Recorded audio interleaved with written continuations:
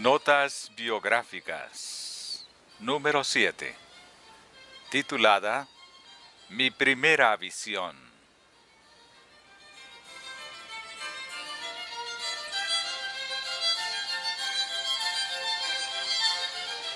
Recibí mi primera visión no mucho tiempo después de haber transcurrido el chasco de 1844. Visitaba a una apreciada hermana en Cristo con quien teníamos gran amistad. En esa ocasión, 5 de nosotras, todas mujeres, estábamos arrodilladas en el altar de la familia.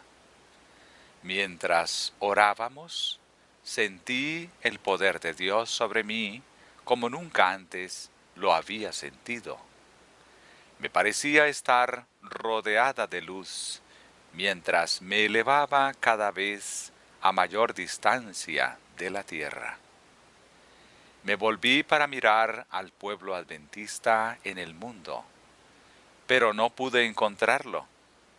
Y en eso una voz me dijo: mira otra vez y mira un poco más arriba. Levanté la vista y vi un sendero recto y estrecho que corría muy por encima del mundo. El pueblo adventista viajaba por él hacia la ciudad. Detrás de él, al comienzo del sendero, había una luz brillante que un ángel identificó como el clamor de medianoche. La luz brillaba en todo el sendero para que los pies de los caminantes no tropezaran. Jesús mismo conducía a su pueblo y éste estaba a salvo mientras mantenía sus ojos fijos en él. Pero pronto muchos se cansaron, porque consideraban que la ciudad estaba demasiado lejos y esperaban haber llegado ya. Jesús los animaba levantando su glorioso brazo derecho, del que procedía una luz que se extendía hacia el grupo adventista, y ellos exclamaban: ¡Aleluya! Otros temerariamente negaban la luz que había detrás de ellos y decían que no era Dios el que los había guiado hasta entonces. En esos casos la luz que había detrás de ellos se apagaba y dejaba a sus pies en completas tinieblas, por lo que éstos tropezaban y perdían de vista el sendero y a Jesús, y caían en las tinieblas del mundo malvado que yacía por debajo.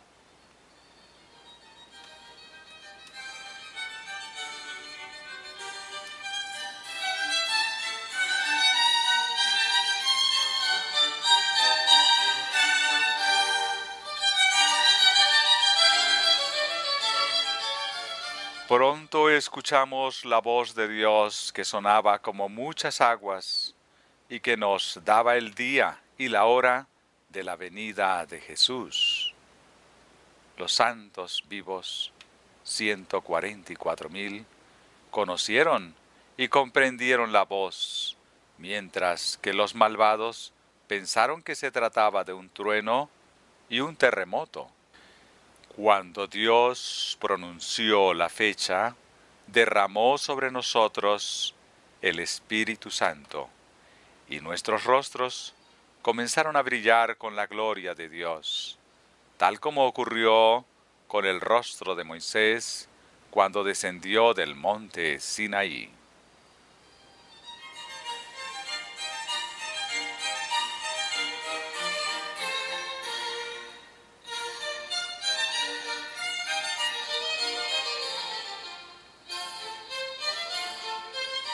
Los 144,000 estaban todos sellados y perfectamente unidos. Sobre sus frentes aparecían las palabras: Dios, Nueva Jerusalén y una gloriosa estrella con el nuevo nombre de Jesús. Los malvados se enfurecieron al contemplar esta gozosa y santa condición y se aproximaron con violencia para apoderarse de nosotros y arrojarnos en la prisión. Pero nosotros extendíamos la mano en el nombre del Señor y ellos caían postrados en tierra. En ese momento, la sinagoga de Satanás supo que Dios nos amaba, a quienes podríamos lavarnos los pies unos a otros y saludar a los hermanos con ósculo sagrado, y adoraron a Dios a nuestros pies.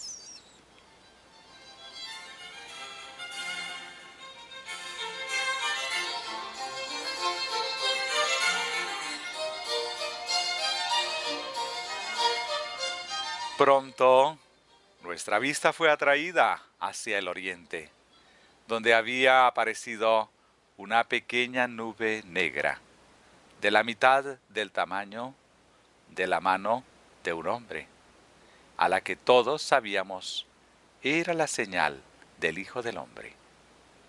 Contemplamos la nube en solemne silencio, mientras ésta se aproximaba y se tornaba de color más claro, y cada vez aparecía más gloriosa, hasta que se convirtió en una gran nube blanca.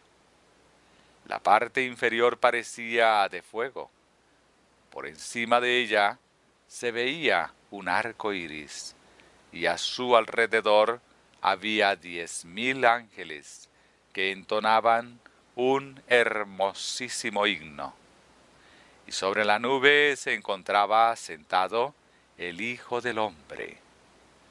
Su cabello blanco y rizado le caía sobre los hombros, y en la cabeza llevaba numerosas coronas. Sus pies tenían la apariencia de fuego. En la mano derecha sostenía una hoz aguda y en la izquierda una trompeta de plata. Sus ojos eran como llamas de fuego que escudriñaban a sus hijos.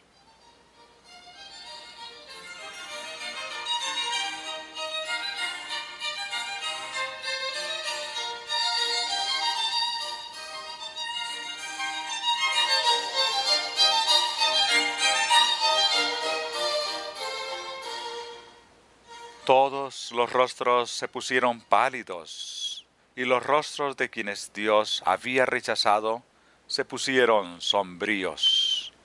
Entonces todos exclamamos: ¿quién podrá permanecer en pie? ¿Tengo yo mi vestido inmaculado? Los ángeles dejaron de cantar, y se produjo un momento de terrible silencio, mientras Jesús hablaba. Los que tengan manos limpias y corazones puros podrán permanecer firmes. Mi gracia es suficiente para vosotros. Después de eso, nuestros rostros se iluminaron y nuestros corazones se llenaron de gozo. Los ángeles volvieron a cantar con júbilo, mientras la nube se aproximaba aún más a la tierra. Luego resonó la trompeta de plata de Jesús, mientras descendía en la nube rodeado de llamas de fuego. Contempló las tumbas de los santos que dormían, y luego elevó su vista y sus manos hacia el cielo y exclamó: Despertaos, despertaos, vosotros que dormís en el polvo, y levantaos. A continuación se produjo un terrible terremoto. Las tumbas se abrieron y los muertos salieron vestidos de inmortalidad. Los 144,000 exclamaron: ¡Aleluya! al reconocer a sus amigos que habían sido arrancados de su lado por la muerte. Y en ese mismo momento fuimos transformados y nos unimos con ellos para recibir al Señor en el aire.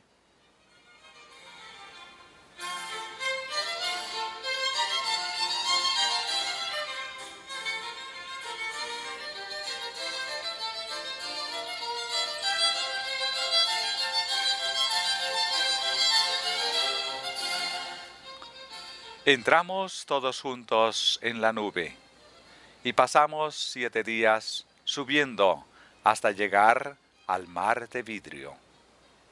Jesús trajo las coronas y con su propia mano las colocó sobre nuestras cabezas. Nos entregó arpas de oro y palmas de victoria. Los 144.000 formaron un cuadro perfecto sobre el mar de vidrio. Las coronas de algunos eran muy brillantes, en cambio las de otros no lo eran tanto. Algunas coronas parecían cuajadas de estrellas, mientras que otras tenían solamente pocas.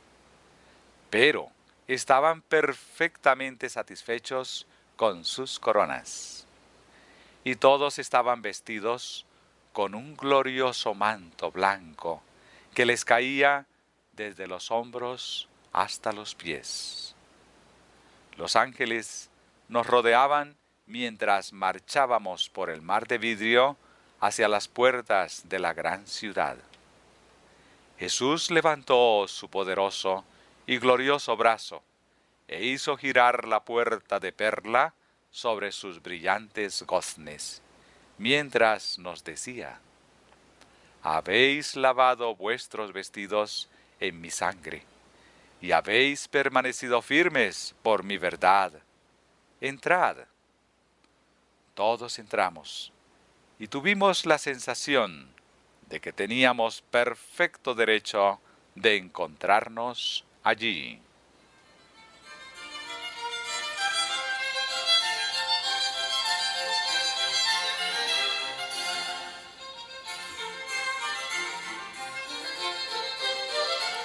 Dentro de la ciudad vimos el árbol de la vida y el trono de Dios.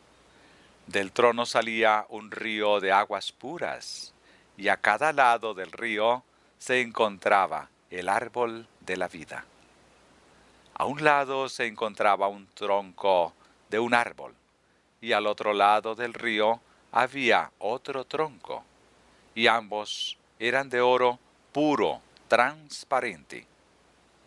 Al comienzo pensé que veía 2 árboles, pero al mirar nuevamente vi que el follaje de estos se unía para formar un solo árbol.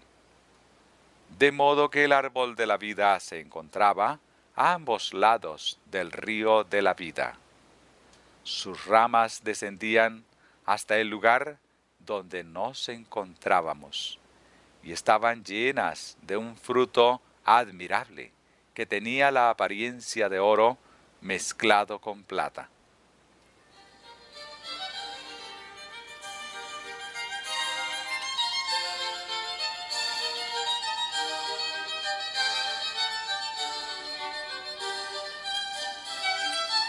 Nos pusimos debajo del árbol y nos sentamos a contemplar la gloria de aquel lugar. De pronto se aproximaron a nosotros los hermanos Fitch y Stockman, quienes habían predicado el Evangelio del Reino y a quienes Dios había hecho descender a la tumba para salvarlos. Nos preguntaron lo que había sucedido mientras ellos dormían en el sepulcro. Procuramos recordar nuestras grandes pruebas, pero nos parecían tan pequeñas comparadas con el más excelente y eterno peso de gloria que ahora nos rodeaba, que nos fue imposible hablar de esos acontecimientos, y solo nos limitamos a exclamar: Aleluya. El precio que hemos pagado por el cielo ha sido escaso. Y tocamos nuestras arpas de oro e hicimos resonar las bóvedas celestes.